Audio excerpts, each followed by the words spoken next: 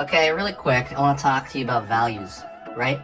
A value is how dark anything is, and that's something that you need to take into account. A lot of people, and me included, would have you do. I'll be honest, I haven't got a lot from the value range boxes. I think they're kind of, unnecessary, but I guess in some ways they do help. So that's why I am teaching you this. And it's a good way to understand the differences in value, right? We're just gonna divide this one into like, I don't know, 5, 4. So let's just do one more here. This will be 1 on its own. The idea is you have white, right, which is like a 0% opacity more or less, and then this one you have, let's say, 100%. I'm using a 2B right now, and as I fill it in, I'm filling it in totally flat, nothing special, right? But I'm filling it in as dark as I can make it. That's the idea. This is as dark as I can make this while using this pencil, right? And this would be like my 100% opacity. This would be, if I was to break it down into a percentage, I would do it that way. There's no rules on how to fill this in. I'm just trying to get this as flat as I can, and that is it. So that would be my 10%. And I guess when you do this, the idea is that you understand different values and how they look like. So how would I get from here to here, right? I would go over here and do something slightly less dark. Maybe let's think like 70% opacity, right? Like, let's say that's 70%. This will probably be a little bit darker, honestly. Because one thing that you're going to be doing is when you look at other drawings, including your own, you're going to have to be able to understand the differences in value. Meaning your eye is going to become more trained on how to tell what's darker than what, right? That comes with a trained eye, and that's something you only get through experience, through drawing, through looking at drawings, through looking at paintings, looking at photos. Okay, so let's just say that could be a little bit darker, but to figure that out, we're gonna go a little lighter here as well. What you normally do is you'd put 10, right? You go from 0% to 10%, and you just keep going on. I'm just gonna do it every 20% or something like this. Will be like, let's say my 80, right? This will be my 60, and this will be my, what is it? Hold on. This will be my 0, and this will be my 100, and I don't know, this will be my 75, 50, and 25. I'd rather do it that way. And then, like, this would be the lightest.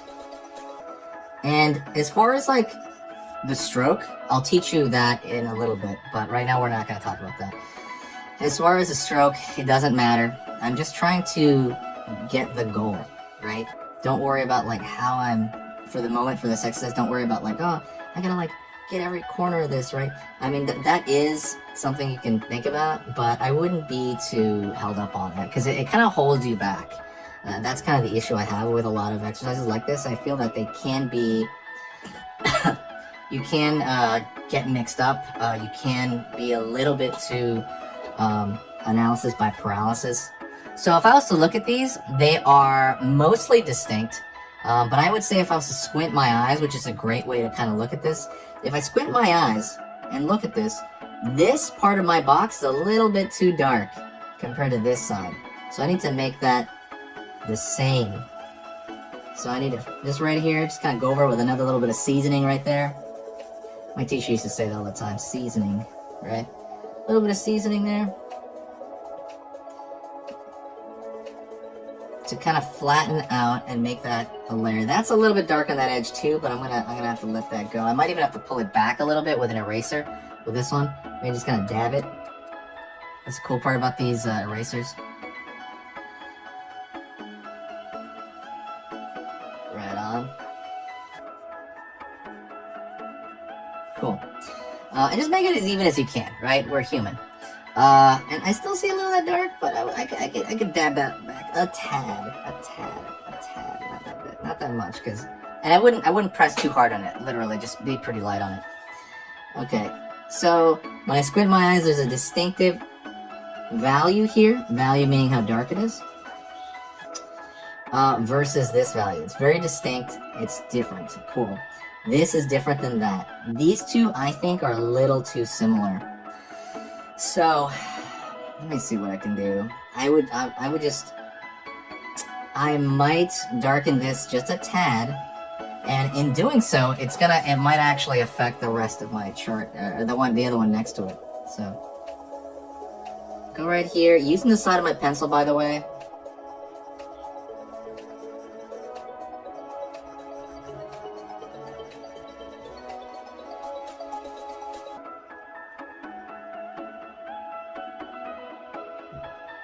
Right on. Going over here. There's still, see if I was squint my eyes, a little patchy right here. And you just do that. It's cool to kind of show this attention to detail. But the point is, they need to be distinctly different. That is distinctly different than that. It is. This is distinct enough from this, I believe. This is distinct enough from this. We could even go a little level, like a little level. Another pass a little bit darker here on this one. Maybe. So this exercise is good for that, but I would say I like learning that stuff through the actual drawing, usually more often, because I only did this exercise maybe once or twice, ever. So, but it is good to demonstrate, to show.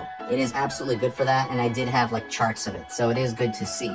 As far as making it though, I do recommend you make this, absolutely. But I don't think you need to keep making it for practice over time. I think it's completely fine as is. But yeah, there you go. That would be value in this sense. That's a very quick value exercise, but let's go over kind of how we would use that very briefly. So, for example, and I'm about to teach this in the next lesson, so this is not important right now to you. I mean, it is important, but the idea is that this certain value could be, this could be maybe right here in a simplified format. This could be right here, right? And then maybe this one you could put, well, that one is actually closer to this one, but let's pull that one a little bit darker. Let's pull a little bit darker right there. Let's make this 100%. Let's keep it flat for now. Over here, this could be on this side. Let's say it's over here. If light is hitting this, this is over here.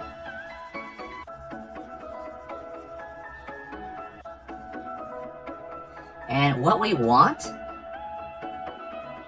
is we want to see that difference sometimes. Sometimes we want to see the difference in value so that the viewer knows what they're looking at. And so that's kind of how we assign these values. So just kind of remember value, value, value, right? And I would think of them in flat terms first. So that's the best way to think about them. Right? So if we have like a face or something here, you're seeing everything through values. You're seeing everything through values first. Right? You're seeing things through the dark and the light. And that would be one of the instances that, you know, the brain will start kind of reading what's going on.